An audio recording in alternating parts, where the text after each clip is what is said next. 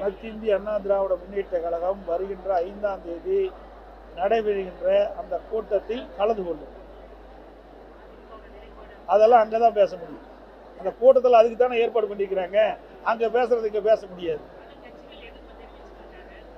எல்லாமே அங்கே எங்களுடைய நிலைப்பாட்டை தெளிவாக எடுத்துரைப்போம்.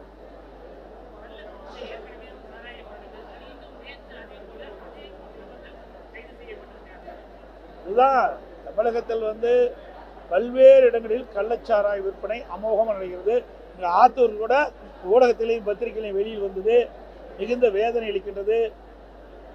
இன்றைக்கு பலமுறை ஊடகத்தின் வாயிலாக பத்திரிகையின் வாயிலாக இந்த அரசாங்கத்துடைய கவனத்திற்கு கொண்டு வந்திருக்கின்றோம்.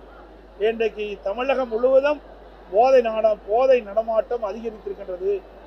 போதைப் பொருள் விற்பனை அமோகமாக நடைபெற்றுக் கொண்டிருக்கிறது. இதை தடுத்து நிறுத்த வேண்டும். கள்ளச்சாராய விற்பனையை தடுத்து நிறுத்த வேண்டும். இதையெல்லாம் வலியுறுத்தி இருக்கிறோம்.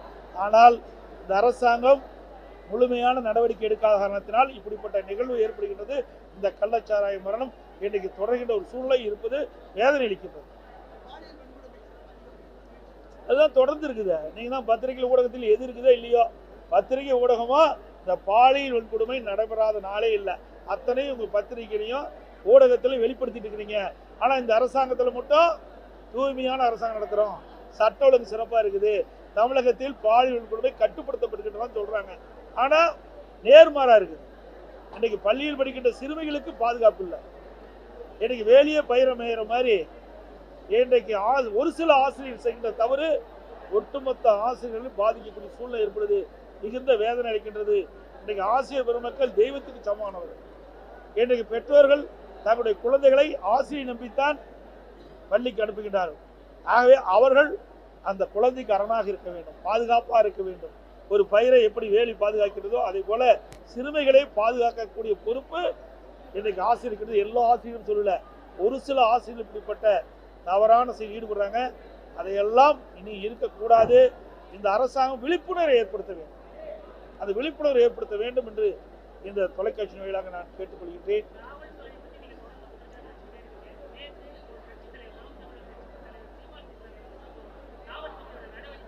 அதாவது அது முழுமையாக எனக்கு தெரியாது, புரியுதுங்களா? அவர் சில பேர் சமன் அனுப்பப்பட்டீங்கன்னு சொல்றாங்க, ஊடகத்திலையும் பத்திரிகையிலும் செய்தி வச்சு சொல்றாங்க. அதனால அதுல சில கேஸுகள் நடைமுறையில் இருக்குது. அது சரியா தவறா என்பது முழுமையாக எனக்கு தெரியாது. எல்லாமே காவல்துறை சட்ட ரீதியாக நடந்து கொள்ள வேண்டும். பாரபட்சம் பார்க்கக்கூடிய ஆளுங்கட்சி எதிர்க்கட்சி என்று பாரபட்சம் பாராமல் சட்டப்படி அவர்கள் நடக்க வேண்டும் என்பதுதான் என்னுடைய வலியுறுத்தல். அதுதாங்க நான் சொல்லிட்டேன். எல்லாமே 5ஆம் தேதி சொல்லுவோம். அது இங்க சொல்லிட்டா 5ஆம் தேதிக்கு எங்க ஆள் போறதுக்கு வேலை இல்லாமல் போயிடும். 5ஆம் தேதி அனைத்து இந்திய அண்ணா திராவிட முன்னேற்ற கழகத்தின் சார்பாக 2 பேர் கலந்து கொள்வார்கள். அந்த 2 பேரும் அனைத்து இந்திய அண்ணா திராவிட முன்னேற்ற நிலைப்பாட்டை அந்த கூட்டத்தில் எடுத்து சொல்வார்கள்.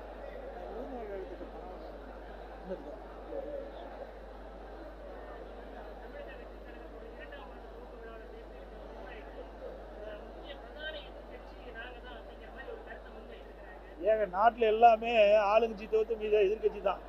நாட்டில் எல்லாமே எதிர்கட்சி. ஆனா சட்டமன்றத்தில் பிரதான எதிர்கட்சிங்கிறது அதிமுக தான். அந்த வேற எந்த கட்சிக்கும் கிடையாது.